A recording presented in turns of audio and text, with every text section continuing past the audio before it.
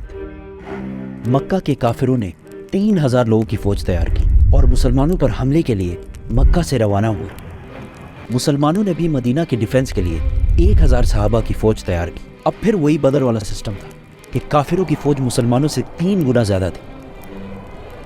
Not a big deal, right? Yes. But اس بار مکہ والوں کی فوج میں ایک ینگ اور ٹیلنٹڈ لڑکا اور بھی تھا جس کا نام تھا خالد۔ رسول اللہ صلی اللہ علیہ وسلم نے مدینہ کے اندر رہ کر لڑائی کرنے کا مشورہ دیا، لیکن زیادہ صحابہ نے کہا کہ مدینہ سے نکل کر اوپن ڈیزرٹ میں لڑائی کرنی چاہیے، اور رسول اللہ صلی اللہ علیہ وسلم نے اپنی رائے چھوڑ کر میجورٹی کی رائے مانی اور مدینہ سے 1000 صحابہ لڑائی کے لیے روانہ ہوئے۔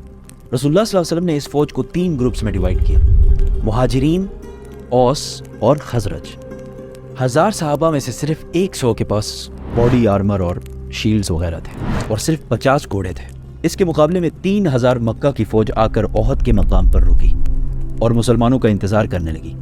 اس فوج کے سینٹر کو ابو جہل کے بعد مکہ کا نیا سردار ابو سفیان لیڈ کر رہا تھا۔ ان کے لیفٹ سائڈ پر ابو جہل کا بیٹا اکرمہ اور رائٹ سائڈ پر 33 ایئر اولڈ خالد بن ولید گھوڑوں کے ساتھ لیڈ کر رہا تھا۔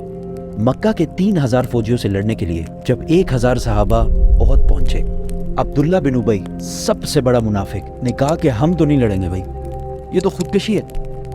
عبداللہ بن ابی اور اس کے 300 ساتھی مسلمانوں کی فوج سے الگ ہو گئے۔ یہ ایک پری پلانڈ سازش تھی یا جو بھی تھا۔ اب مسلمان صرف 700 رہ گئے اور ان کے سامنے 3000 کی فوج کھڑی تھی۔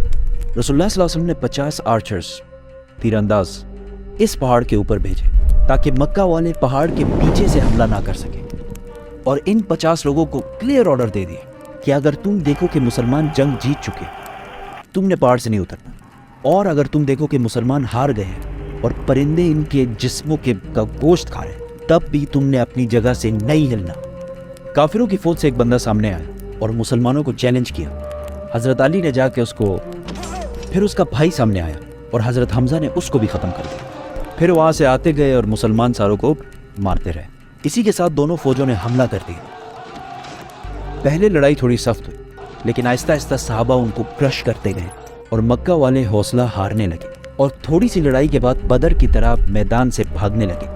کلیئرلی یہ لگ رہا تھا کہ مسلمان جنگ جیت چکے، اسی لیے پہاڑ پر کھڑے 50 آرچرز میں سے 41 جیت کی ایکسائٹمنٹ میں پہاڑ چھوڑ کر مال اکٹھا کرنے کے لیے نیچے اتر گئے، اور پہاڑ کے اوپر صرف 9 تیر انداز رہ گئے، اور ایگزیکٹ اسی ٹائم کا خالد بن ولید انتظار کر رہے۔ جیسے ہی وہ نیچے اترے، خالد اپنے گھڑ سواروں کو لے کر پہاڑ کے پیچھے سے لائٹننگ سپیڈ کے ساتھ بڑھے۔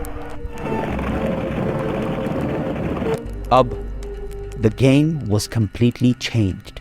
مسلمان جیتی ہوئی جنگ کے بجائے 2 فوجوں کے درمیان میں پھنس گئے تھے، اور آہستہ آہستہ بہت سارے صحابہ شہید ہونے لگے، اور مسلمانوں کے مین جنرل حضرت حمزہ کو ایک حبشی غلام وحشی نے شہید کر دیا۔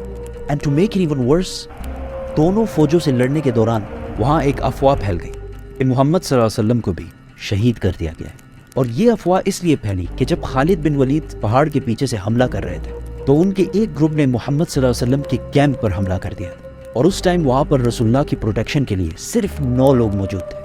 لڑائی یہاں تک گئی کہ رسول اللہ صلی اللہ علیہ وسلم کا دانت شہید ہوا، لیکن حضرت طلحہ اور باقی صحابہ نے ان کو بچائے رکھا۔ 9 ڈیفینڈرز میں سے 7 جب شہید ہوئے تو کافروں کو لگا کہ انہوں نے رسول اللہ کو بھی شہید کر دیا، کیونکہ انہوں نے مصعب بن عمیر کو شہید کیا تھا، جن کی صورت رسول اللہ صلی اللہ علیہ وسلم سے بہت ملتی جلتی تھی۔ اتنے میں مسلمانوں کی فوج کسی طرح وہاں سے نکل کر پیچھے ہٹی اور رسول اللہ صلی اللہ علیہ وسلم کو پروٹیکٹ کر کے پہاڑ کے اوپر لے گئی، اور پہاڑ کے اوپر دوبارہ فارمیشن بنائی اور لڑائی کے لیے بالکل ریڈی ہو گئی۔ مکہ والوں کے گھوڑے پہاڑ پر چڑھ نہیں سکتے تھے، اور بغیر گھوڑوں کی ان کی سپیڈ بہت سلو ہوتی، اور مسلمان ان پر بہت تیر برساتے۔ تو ابو سفیان نے فیصلہ کیا کہ بس اتنا کافی ہے، ہم بس یہاں سے واپس مکہ چلے جائیں گے۔